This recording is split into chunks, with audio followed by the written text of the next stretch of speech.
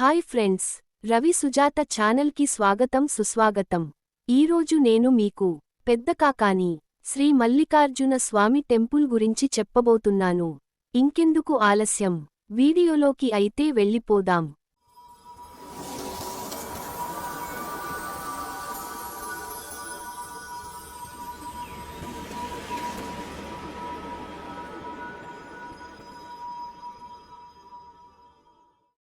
Own Peddakakani Shri Mallikarjuna స్వామి ఆలయ కథ గుంటూరు జిల్లా తాడేపల్లి మండలంలో ఉన్న పెద్దకాకాని గ్రామం ఎంతో ప్రాచీనమైనది.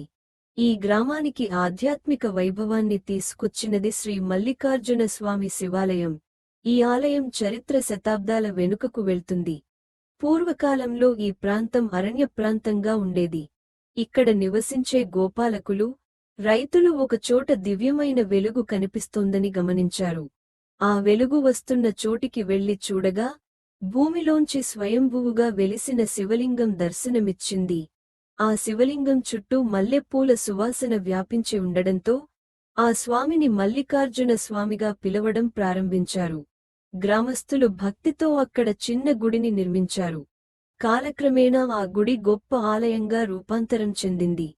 మల్లికార్జున స్వామి భక్తుల కోరికలు తీర్చే దేవుడిగా ప్రసిద్ధి చెందాడు. ముఖ్యంగా సంతాన సమస్యలు, ఆరోగ్య సమస్యలు, వ్యాపార, ఉద్యోగ అడ్డంకులు ఈ స్వామిని భక్తితో ప్రార్థిస్తే తొలగిపోతాయని ప్రజల విశ్వాసం. ప్రతి సంవత్సరం మహాశివరాత్రి పర్వదినాన పెద్దకాకాని శివాలయంలో అతి వైభవంగా జాతర జరుగుతుంది. ఆ రోజున వేలాది మంది భక్తులు తెల్లవారుజామునే అభిషేకాలు, ప్రత్యేక పూజలు నిర్వహిస్తారు. శివరాత్రి నాడు స్వామిని దర్శిస్తే జీవితంలో శుభఫలితాలు కలుగుతాయని నమ్మకం. ఈ ఆలయం కేవలం ఒక పూజాస్థలం మాత్రమే కాదు, గ్రామ ప్రజల ఐక్యతకు, భక్తికి ప్రతీకగా నిలుస్తోంది. తరతరాలుగా పెద్దకాకాని ప్రజలు మల్లికార్జున స్వామిని తమ కులదైవం, గ్రామదైవంగా భావిస్తూ అపారమైన భక్తితో సేవిస్తున్నారు.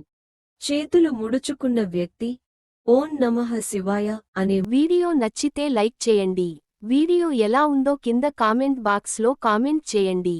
మరి ఇంకొన్ని కొత్త వీడియోలుతో మళ్ళీ మీ ముందుకు తిరిగి వచ్చేస్తా. Bye friends.